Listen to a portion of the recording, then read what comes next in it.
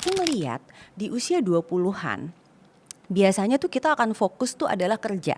Oke. Dan lebih banyak orang yang memang kerja buat surviving. Hanya sedikit orang yang kerja tuh untuk passion, apa istilahnya ini diri itu aktualisasi, karena Iya. nggak semua orang seberuntung itu. Benar. Yang aku lihat adalah di usia 20-an akhirnya kita hampir kerjain ya udahlah apa aja, yang penting kita bisa survive. Nah, tapi jangan berhenti di situ. Kenapa? Karena di usia 20-an ini pada saat kita tahu ini adalah momen kita survive, sebenarnya di sini tuh harus kita benar-benar pikirin yang buat living itu jangan porsinya terlalu besar. Kenapa? Karena pada saat kita udah membiasakan diri, punya pengendalian diri, di umur 30 tuh lebih gampang biasanya.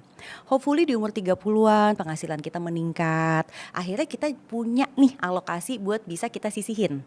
Yang mana mungkin di umur 20-an ada yang bisa ada yang enggak, kira-kira tuh gitu.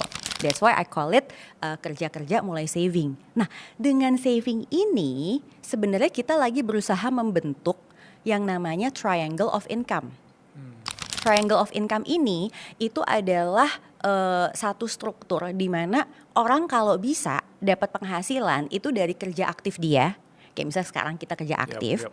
and then terus dia harapin juga dia dapat penghasilan dari portfolio income. Artinya kan harus ada save-nya dulu dong. Yang di save itu nantinya bisa menghasilkan income.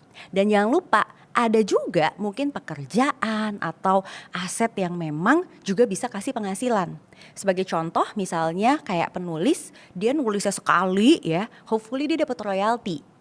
Iya. Nah itu adalah income yang terakhir yang kita sebut productive income. Nah kalau kita bisa build itu di usia 30-an dengan jumlah berapapun itu, hopefully di usia 40 kita kerjanya tuh lebih enak, lebih bisa memilih mau ngerjain apa, karena kita udah bisa masuk ke fase playing yang mana membuat hidup kita lebih nyaman.